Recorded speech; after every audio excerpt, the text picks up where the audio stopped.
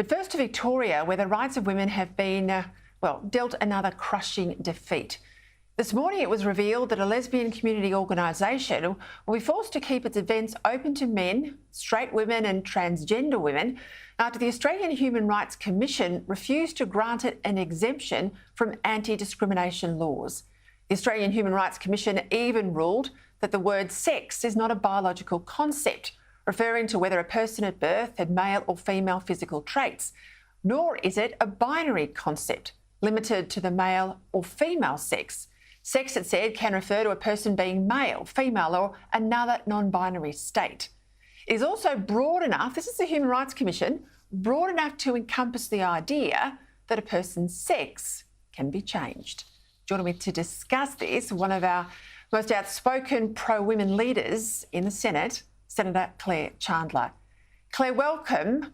I saw this story, knew I had to talk to you tonight. What do you make of this decision from the Human Rights Commission? Well, let's be very frank about it, Peter. It is a terrible decision and just the latest example of what happens when woke left activists take over our bureaucracy and our institutions. If we are in a situation where the Australian Human Rights Commission has, in effect, decoupled the concept of biological reality from the concept of sex, then we can hardly be surprised that women and girls in Australia don't have a guaranteed right to access single-sex sports and single-sex spaces and single-sex services. So a completely mad decision by the AHRC, but sadly something that we have become all too used to seeing. Yeah, Claire, because just go through this for the people at home too who may not be crossed all the nuances of language. Gender was the term that had allowed a whole lot of various groupings to emerge. I mean, anyone could be anything in gender.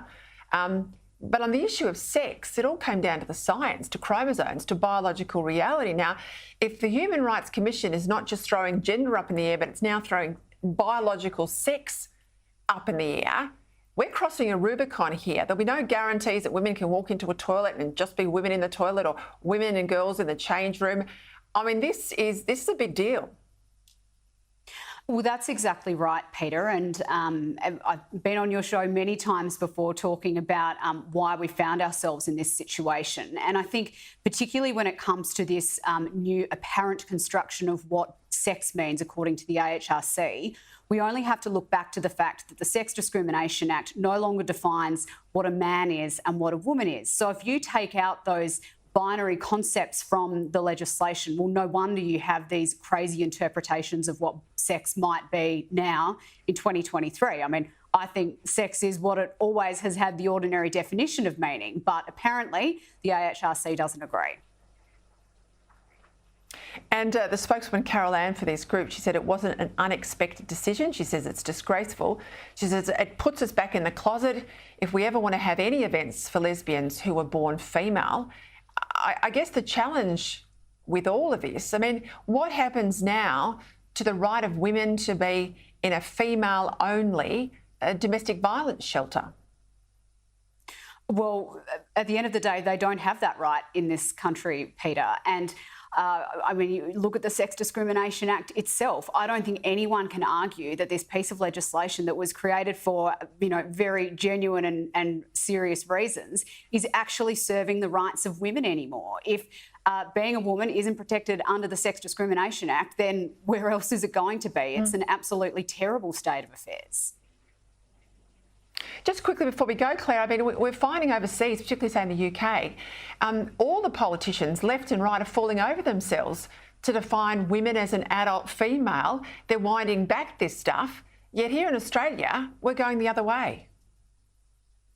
Yeah, it's interesting, isn't it? I mean, we obviously had a conversation during the federal election last year about what a woman was and the importance of women's sports and women's services. But ever since that election, the Albanese government has shown no interest in changing the legislation that we're talking about here to ensuring that under the law, women and girls have the right to single-sex spaces and services. So, frankly, it's up to the government to take these issues seriously, and I'm not surprised that we're regressing here in Australia under a Labor government.